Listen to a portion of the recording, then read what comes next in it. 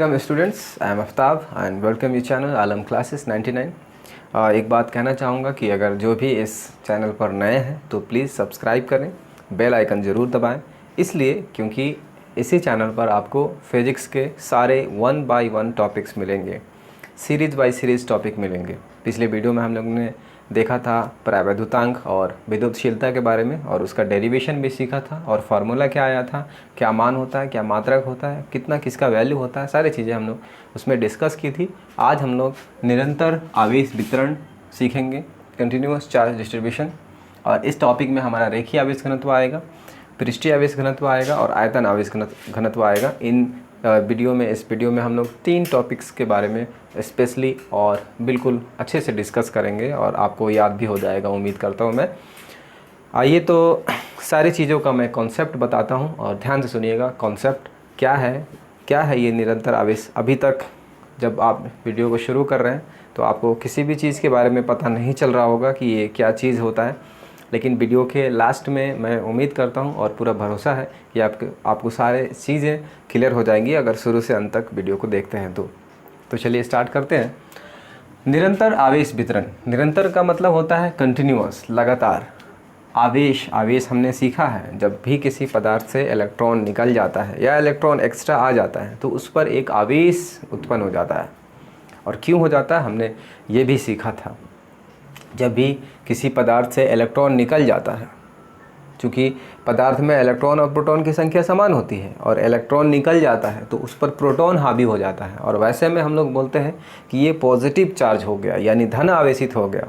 और ठीक उसी तरह से जब इसमें इलेक्ट्रॉन एक्स्ट्रा आ जाता है तो क्योंकि इस पदार्थ में इलेक्ट्रॉन और प्रोटॉन समान है और प्लस में एक्स्ट्रा आ गया इलेक्ट्रॉन, तो इस पर ऋण आवेशित यानी इलेक्ट्रॉन ज़्यादा हो जाएगा, यानी नेगेटिव चार्ज ज़्यादा हो जाएगा, तो जिसके कारण इस पर ऋण आवेशित यानी नेगेटिव चार्ज ये वाला ऑब्जेक्ट हो जाता है। इसी तरह से हमने तो सीख लिया था कि आवेश आ जाता है, इलेक्ट्रॉन निकलने से पॉजिटिव हो जाता है, इलेक्ट्रॉन आने से नेगेटिव चार्ज हो जाता है ऑब्जेक्ट यानी वस्तु। लेकिन हमने ये नहीं सीखा था कि ये आवेश कैसे रहता है, किस स्थिति में रहता है। तो उसी चीज़ के बारे में हम लोग आज इस वीडियो में डिस्कस करने वाले हैं। तो इसी के बारे में हम इस डेफिनेशन लिखा हुआ है, मैं इसके बारे में अभी नहीं बताने वाला हूँ। निरंतर आवेश वितरण के बारे में समझिए जैसे, और जो हमारा फर्स्ट टॉपिक है, जो फर्स्ट डेफिनेशन है, उस पर डिस्कस करेंगे। जैसे आप सपोज करिए कि ये पतला तार है, ठीक है ना, थोड़ा सा बड़ा और मोटा बनाया हूँ ताकि आपको अच्छे से स्पष्ट हो कि सपोज करिए कि ये पतला तार है और पतले तार में किसी प्रकार का मतलब पॉजिटिव चार्ज है, मतलब ऐसे इलेक्ट्रॉन निकला हुआ है, ठीक है ना, करंट फ्लो नहीं कर रहा है। हम लोग अभी कुछ महीनों तक ऐसे चीज़ों के बारे में पढ़ेंगे जिसमें जो इलेक्ट्रॉन है वो फ्लो नहीं करेगा, मतलब इलेक्ट्रॉन चलेगा नहीं, इलेक्ट्रॉन एक वस्तु में स्टोर रहेगा, बस एक जगह ज़्यादा मात्रा में रहेगा या कम मात्रा में रहेगा, गति नहीं करेगा। तो अभी कुछ महीनों तक हम लोग ऐसा पढ़ेंगे। फिर उसके बाद करंट इलेक्ट्रिसिटी में आएंगे जिसमें इलेक्ट्रॉन फ्लो कर रहा होता है, और इसको इलेक्ट्रोस्टैटिक बोलते हैं यानी स्थिर विद्युत बोलते हैं। तो हम लोग स्थिर विद्युत फिजिक्स के बारे में पढ़ रहे हैं। तो जैसे ही आप कॉन्सेप्ट पर आते हैं, जैसे ही इसमें से ढेर सारा इलेक्ट्रॉन निकल जाता है तो इस पर प्रोटॉन हावी हो जाएगा, तो ये पॉजिटिव चार्ज हो जाएगा, अर्थात धनावेशित चार्ज हो जाएगा, और धनावेशित चार्ज होगा यानी ढेर सारा इस पर प्रोटॉन प्लस प्लस चार्ज हो जाएगा। ध्यान दीजिए, ठीक है, प्लस प्लस चार्ज हो जाएगा। यानी एक ये तार है और इसमें से इलेक्ट्रॉन निकल गया, पॉजिटिव चार्ज है, धनावेशित चार्ज है, तो ये धनावेशित चार्ज किस रूप में रहेंगे, ठीक है ना। तो हो सकता है ये कि कुछ कहीं कहीं ज़्यादा हो, कहीं कहीं कम हो, मतलब ज़्यादा कम हो, तो वैसे में हम लोग निरंतर आवेश वितरण नहीं बोलते हैं इसको, है ना, असतत या अनिरंतर आवेश वितरण बोलते हैं, ठीक है ना। लेकिन हम लोग जो पढ़ने वाले हैं वो निरंतर आवेश वितरण है, यानी आवेशों का वितरण जो होगा वो एक सारे वस्तुओं पर समान रूप से होगा। मतलब एक वस्तु है तो सभी जगह आवेश जो है ना बराबर मात्रा में रहेंगी, ठीक है ना, सब जगह फैलाव जो होगा आवेश का वो बराबर मात्रा में होगा। तो निरंतर आवेश वितरण यही होता है, जब आवेशों का वितरण सभी जगह, सभी सरफेस पर, सभी उसके पूरे जहाँ सरफेस है यानी पृष्ठ है, तो उसके सारे पृष्ठ पर सभी जगह समान रूप से वितरित होता है, तो उसको बोलते हैं निरंतर आवेश वितरण, कंटिन्यूअस चार्ज डिस्ट्रीब्यूशन। उसमें 3 प्रकार के हम लोगों को पढ़ने होंगे। एक होता है रेखीय आवेश घनत्व, आवेश का वितरण हो गया। अब वितरण में हम लोग फिर उसके बाद आते हैं, वितरण तो आप समझ गए। फिर उसके बाद हमारा फर्स्ट टॉपिक होता है इसमें रेखीय आवेश घनत्व, घनत्व के बारे में आप जानते हैं घनत्व क्या होता है। तो हम लोगों ने आमतौर पे सीखा था घनत्व के बारे में, डेंसिटी के बारे में, कि मास यानी द्रव्यमान बटे आयतन। आपको पता है घनत्व जब भी आप निकालते थे तो द्रव्यमान बटे आयतन करते थे, ठीक है ना। आयतन मतलब कितना जगह घेरता है और कितना आयतन, यानी प्रति एकांक आयतन में पदार्थ की मात्रा, द्रव्यमान मतलब पदार्थ की मात्रा, प्रति एकांक आयतन में पदार्थ की मात्रा घनत्व कहलाता था। ठीक उसी तरह से इसमें भी होगा, लेकिन क्या इसमें एक जो लाइन है उसमें आयतन तो नहीं है ना। आयतन क्या होता है मालूम है, जिसमें लंबाई भी हो, चौड़ाई भी हो, ऊंचाई भी हो, और यहाँ तो केवल क्या है, लंबाई है, और घनत्व भी निकालना है इसका। तो कैसे निकालेंगे, तो वही हम आपको बता रहे हैं।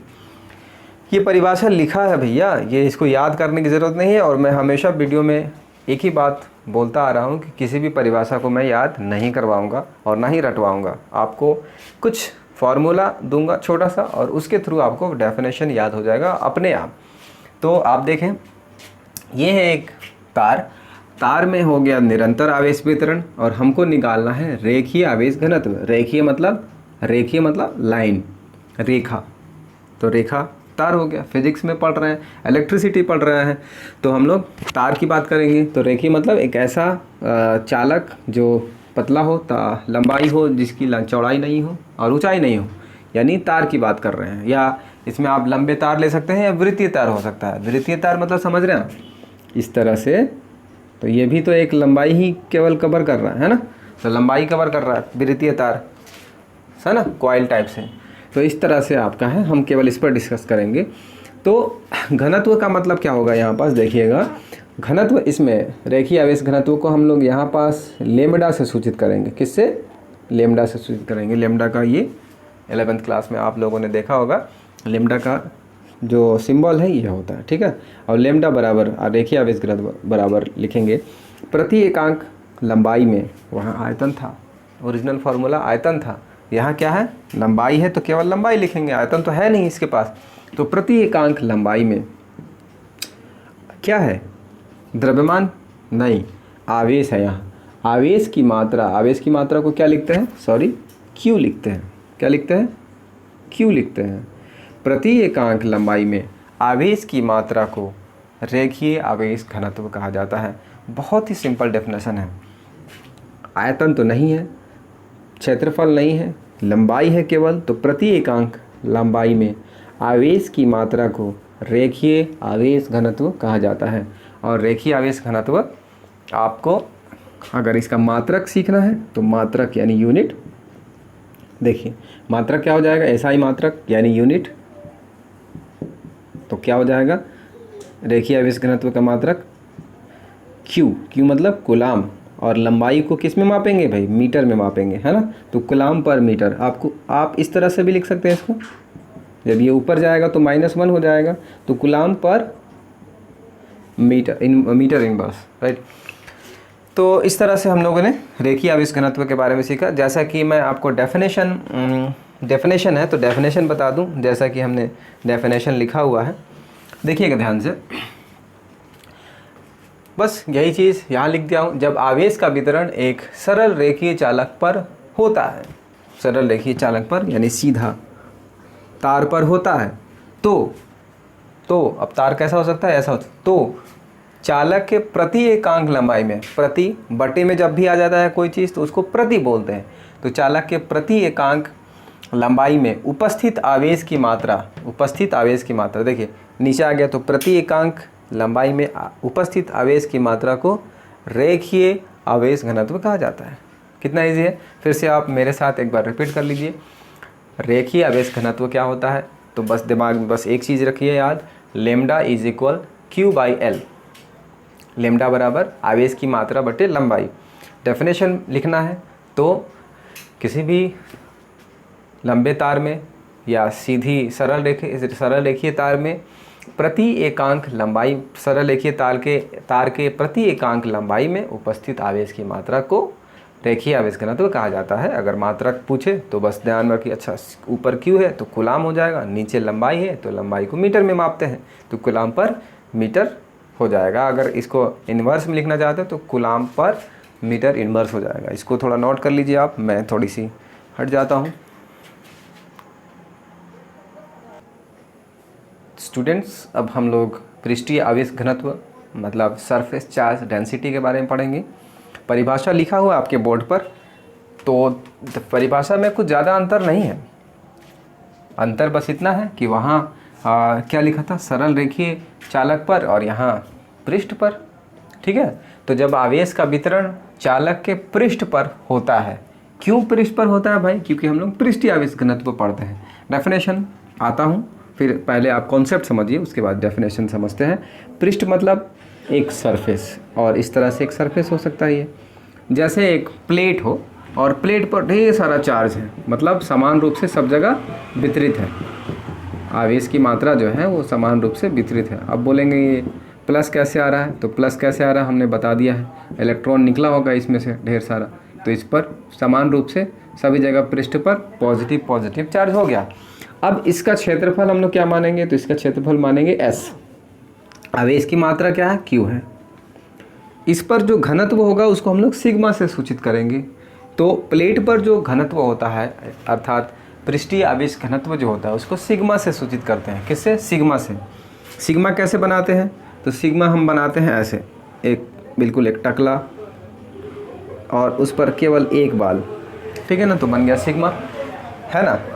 एक टकला व्यक्ति बनाएंगे और केवल उस पर एक ही बाल रहेगा, तो वो बन जाएगा छोटा सिग्मा। बड़ा सिग्मा भी होता है, आपने 10th क्लास में पढ़ा होगा। सिग्मा इज इक्वल, सिग्मा यानी पृष्ठीय आवेश घनत्व, आप यहाँ लिख सकते हैं अपने नोटबुक में। पृष्ठीय आवेश घनत्व सिग्मा बराबर प्रति एकांक पृष्ठ पर, तो प्रति एकांक पृष्ठ पर, वहाँ लंबाई पर था, यहाँ पृष्ठ पर होगा। आयतन में आएंगे तो प्रति एकांक आयतन में लिख देंगे, बाकी सब कुछ वही रहेगा। तो प्रति एकांक पृष्ठ पर आवेश की मात्रा को पृष्ठीय आवेश घनत्व कहते हैं। बस सिंपल सी बात है। मात्रक अगर लिखने के लिए आए तो क्या करेंगे आप, बस बहुत आप समझदार हो चुके होंगे। अगर मेरी वीडियो को, पिछले सारे वीडियो को देखते अगर आ रहे होंगे तो आपके अंदर समझदारी कूट कूट करके भर गई होगी। कूलाम मात्रक लिखना चाहते हैं तो क्यू मतलब आवेश की मात्रा, आवेश की मात्रा का मात्रक क्या होता है, तो कूलाम होता है। और क्षेत्रफल का मात्रक हमेशा मीटर स्क्वायर होता है। आपने 11th क्लास में बेहतरीन ढंग से पढ़ा होगा। क्षेत्रफल यानी लंबाई गुना चौड़ाई, लंबाई का मात्रक है, चौड़ाई का मात्रक है m इंटू एम स्क्वायर, यानी ये हो गया हमारा सेंटीमीटर इनवर्स 2। आपको समझ आ रहा होगा आई होप।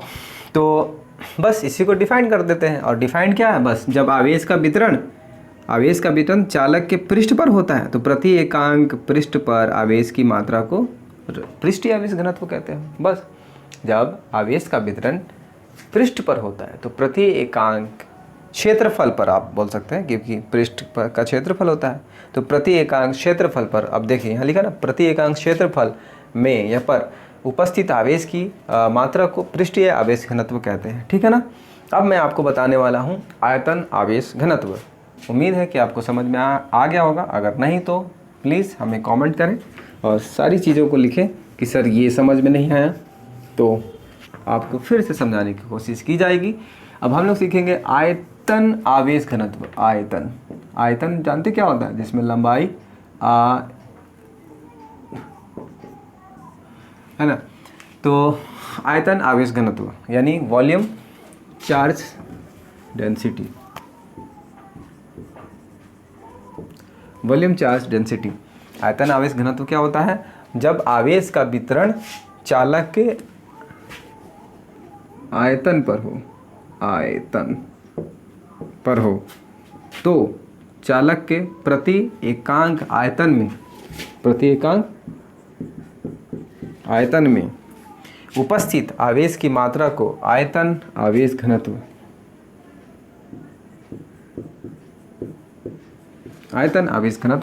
कहा जाता है। और आयतन के लिए हम कौन से बताते हैं आपको, जैसे आयतन के लिए क्या हो सकता है, इसमें लंबाई चौड़ाई ऊंचाई तीनों होती है, तो ये आयतन वाला एक आकृति हो गया, जिसमें लंबाई भी होता है, चौड़ाई भी होता है और ऊंचाई भी होता है। अब आयतन को किससे सूचित करते हैं भैया, तो v से।